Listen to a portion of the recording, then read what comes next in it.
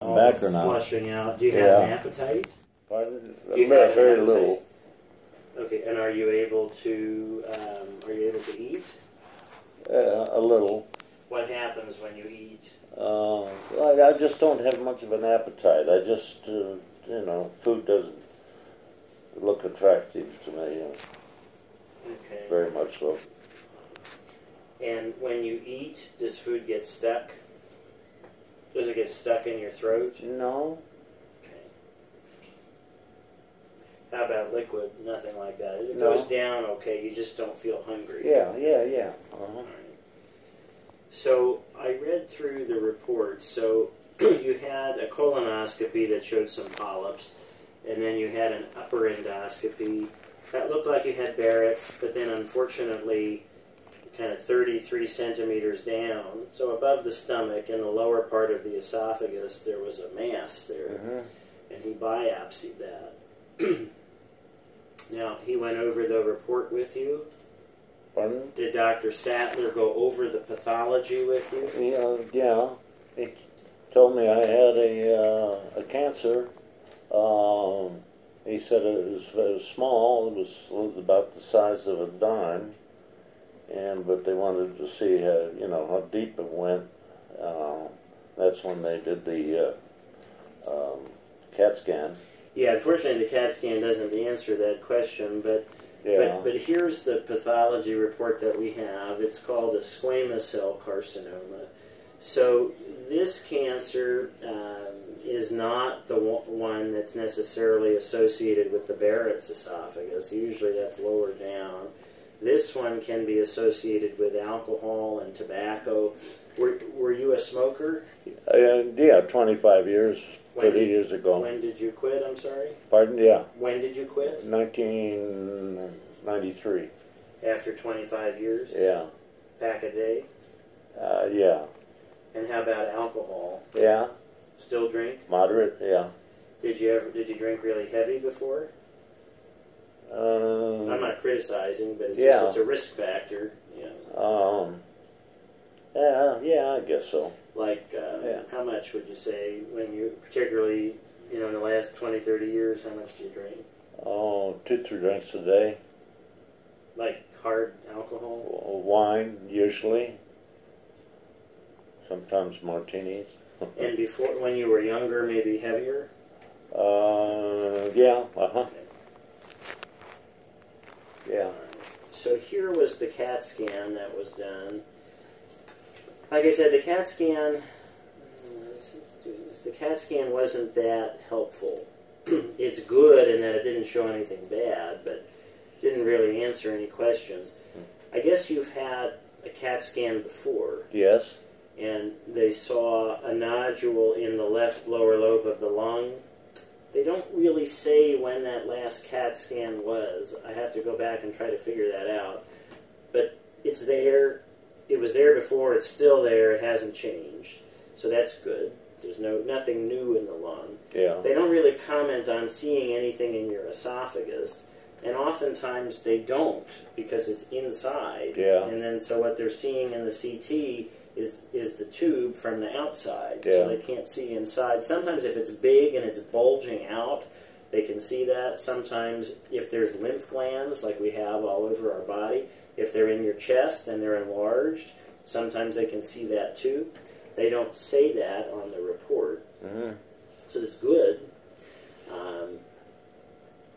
So yeah, it's a little bit underwhelming, which is, we're not looking for problems, but we want to know, at this point, what is the stage of the cancer? How advanced is it? Is it very small and superficial, or is it deeper and has it spread to other parts of the body?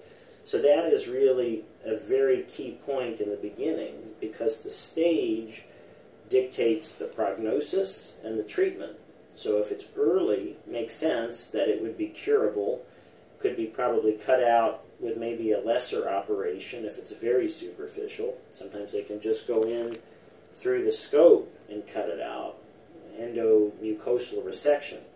If it's a deeper cancer than that, or if there's lymph nodes, then they cannot do that. Then the surgery required is to cut out your esophagus, which is a much bigger deal, because then they got to cut out the tube and hook you back up. You're 86. I get it. You got other things. Yeah. So you've got other things going on. So we got to think: could you tolerate such an operation if you needed it? If the surgeon said that's what you need, could you tolerate it, and would you want it? So that's kind of where we are right now, figuring out what's the stage and what's the proper treatment. Sometimes patients don't want surgery for the obvious reasons that it's a big ordeal and they can't tolerate it and they don't want to go through that. In those cases, sometimes we can give chemotherapy in the vein and radiation treatment at the cancer and shrink it and hopefully put it in remission, although there's no guarantee of that. The best solution for potential cure is to do a combination of chemo, radiation, and surgery. But that's in a healthy, fit patient. And we have to decide, are you able to tolerate such an aggressive regimen, or do we have to do something less aggressive? So that's kind of cutting to the chase. But, in order to answer some of those questions, we need to do a few different things. So, did Dr. Sattler talk to you about an endoscopic ultrasound? Yeah. So, he doesn't do that, to my knowledge. His partners do. Yeah. Is that scheduled? No. No, but he did say that that's one of the things that he wanted to see done. Okay, so how did you leave it then? I thought he was going to call me and let me know. So I'll call him, yeah, and I'll ask him, was his partner Dr. Chung? Yeah. David Chung is probably their most skilled endoscopist that does a lot of those procedures, so he could do that. Yeah. So I'll ask Dr. Sattler if Dr. Chung is scheduled to do it. The other thing I would recommend doing is a PET scan. A PET scan infuses a radioactive sugar dye in your vein. The point of it is to see, is there any other cancer anywhere else? So it may light up the cancer in the esophagus, so we'll see. If it does, then we have that as a baseline. But I'm really doing it to make sure there's no lymph nodes next to it, it's not in your liver. The CT scan didn't show that, but the PET is just a little bit of a different mechanism to help make sure.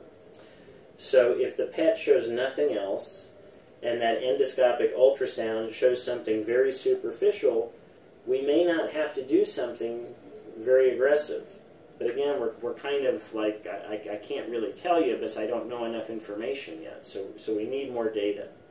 So he needs to do this ultrasound with you, and we need to do the PET. The other thing I'd like to do is refer you to see a surgeon. Did he talk to you about seeing a surgeon? Well, he said, eventually you may see a surgeon. But he didn't refer you to one. No. So we need to basically arrange that. And there are a few surgeons in the community that can do these operations. and you're part of Healthcare Partners, so that will dictate which surgeon you get referred to. So I have to find out who's in the network, because it changes, to do the surgery. So I'd like to get that surgeon on board as well. I know Dr. Fuller does some of these operations, and I think he could see you. Dr. Bayani does some of these operations. Sometimes they work together. So I'll refer you to the surgical staff and get that opinion. And then once we have the information, we can sit down and say, okay, this is the stage, this is a reasonable, plan of action, and then do you want it? And if you want the most aggressive and everybody agrees you can tolerate it, we'll go for it. And if you want something less aggressive, we'll do that. Okay. So that's kind of how I would view it, but it's still a little bit early. Let me get a little history from you. In terms of your medical problems, it sounds like you have you know, the Barrett's, as you told me. Yeah. You have, what's wrong with your heart? I had open heart surgery about 25, 30 years ago. And Was that for bypass? yeah, a triple bypass. But the problem was the things closed, the grafts closed right after surgery. So I just, Dr. Del Vicario just put me on medication at the time, and I guess I've been taking the medication Did Del ever since. Vicario do a stent? Yeah, When was that? I don't know. After the bypass? Yeah, So you've had stenting Yeah. too. Was it done in the last 10 years? Longer? longer.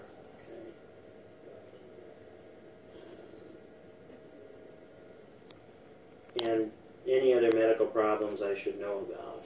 Not that I know of. Do you have any I family? had, spinal stenosis in my legs. It gave me a big problem, and I take pain pills for that. And I have epidurals once in a while, and vascular. I had vascular surgery a couple of years ago, and I have to go back On your legs? next year. Yeah. What'd they do? A stent or something, or a bypass? I'm not sure what they did. That's okay. I know I have to go back next year to recheck. Okay, I'm trying to contact Dr. Sadler.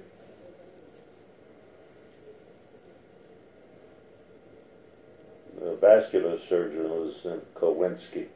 Litwinski? Okay. Well,